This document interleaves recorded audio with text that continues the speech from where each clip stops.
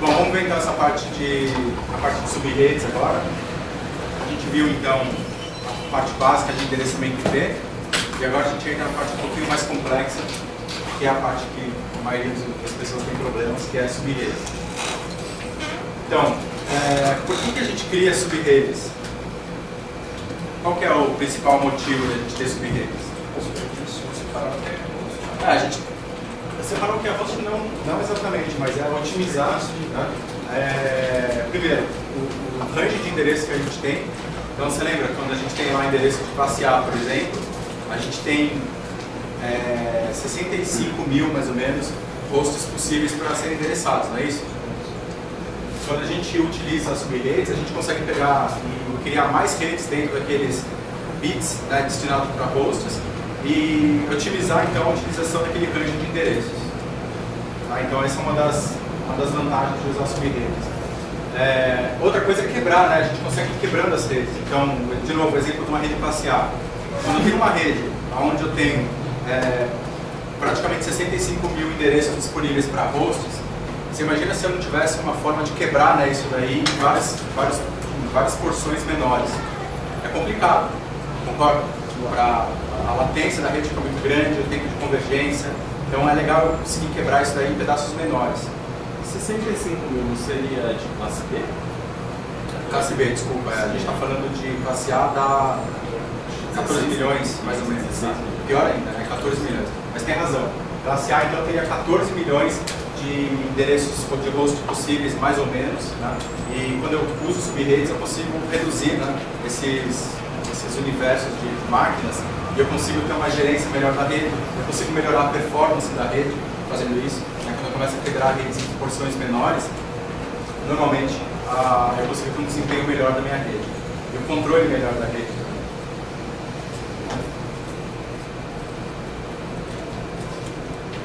Aqui a gente já viu, né, a parte das máscaras padrão de cada uma das classes, A, B e C.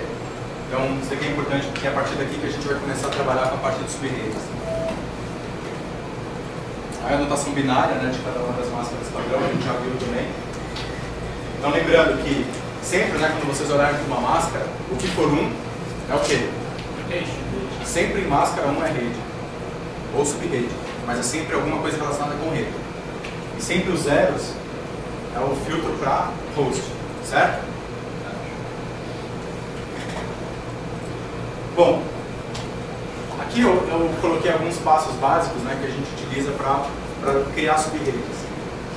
O primeiro passo é determinar o número de endereços de redes que você precisa.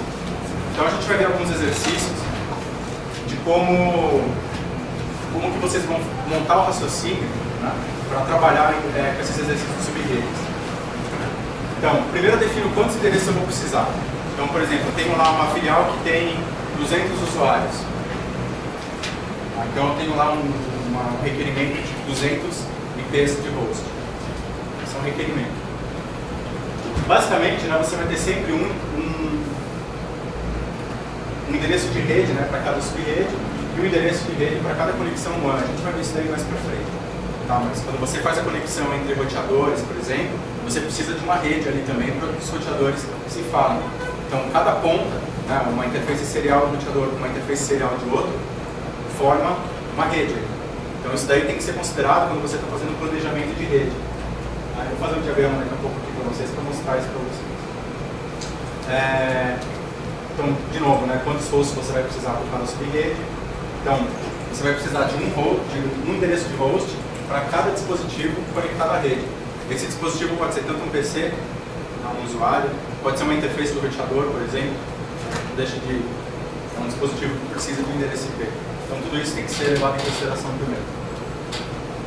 E aí, baseado nesses requerimentos, que você vai definir, então, primeiro, qual é a classe de rede que você vai precisar, em cima dessa classe, qual é a máscara de rede ou de subrede que você vai estar utilizando, e aí por diante.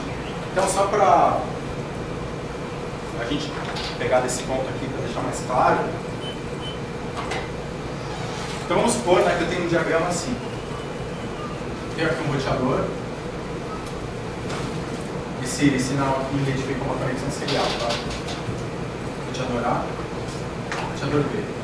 São duas filiais diferentes de uma mesma empresa. Então, aqui, por exemplo, poderia ser São Paulo e aqui Rio de Janeiro. No roteador A, atrás dele eu tenho um switch e aqui eu tenho duas máquinas, por exemplo. Máquina 1 e máquina 2. Atrás do roteador B eu tenho um outro switch, onde eu tenho mais duas máquinas. Máquina 3 e a máquina 4. Então, olhando esse diagrama, quantas redes eu tenho? 3. Então, vamos identificar essas redes. Isso aqui é uma rede, certo? Ou seja, essa máquina e essa interface do roteador, todas têm que estar na mesma rede IP. Vocês concordam ou não? Parecido com aquele exercício que a gente fez antes do almoço, né? Tem lá um monte de endereços IPs e é quem que vai se comunicar? Vocês estão na mesma rede. Então, nesse caso aqui, você tem que ter a máquina 1, 2 e a interface do roteador A na mesma rede IP. Bom, aqui é outra rede.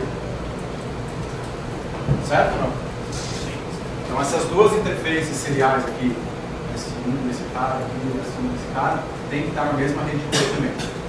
Então, aqui eu tenho uma rede IP X, aqui eu tenho uma rede IP Y, e aqui eu tenho uma outra rede IP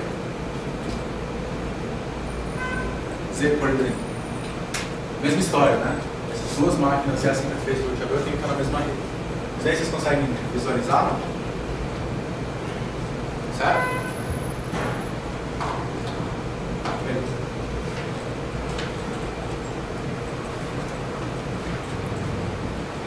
Então vamos retomar.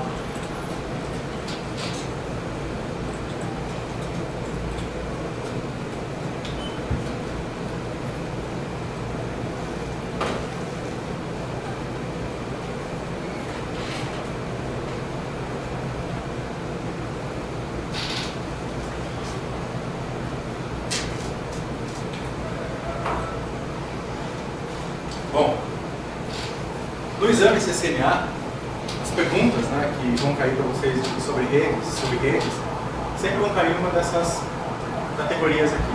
Normalmente vai cair uma dessas 5 categorias.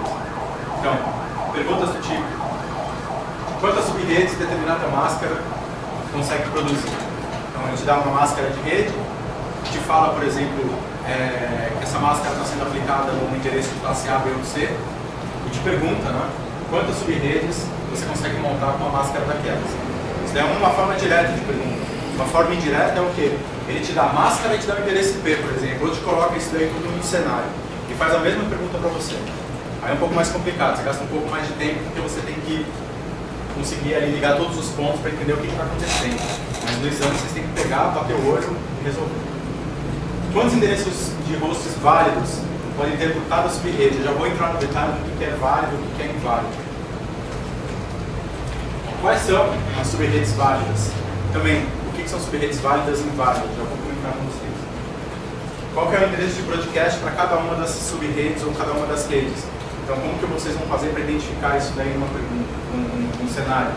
E quais são os hosts possíveis em cada uma dessas subredes? Ou qual é o intervalo de hosts válidos para cada uma das subredes? Então, sempre vai cair numa dessas 5 aqui e você vai ter que saber responder.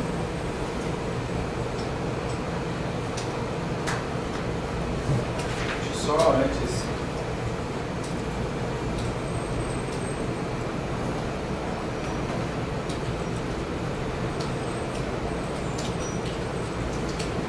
Vou falar um pouco disso aqui que eu acabei passando. Antes da gente entrar em subredes, só voltando um pouquinho, eu queria falar um pouco para vocês do que são os endereços reservados, privativos e ilegais. Existe uma RFC definida, né, que tem esse número 1918, que determina que alguns ranges de endereçamento eles não são roteáveis para o mundo externo. O que significa isso? Se você pegar e conectar um roteador na internet, por exemplo, né, um roteador de um provedor de internet, e tentar anunciar essas redes que estão aqui embaixo, esses roteadores da internet eles vão filtrar esses endereços e não vão deixar ir para frente. Ou seja, você não vai conseguir, saindo com um endereço desses, por exemplo, da sua empresa, chegar do outro lado do mundo usando a internet, por exemplo. São endereços não roteáveis na internet.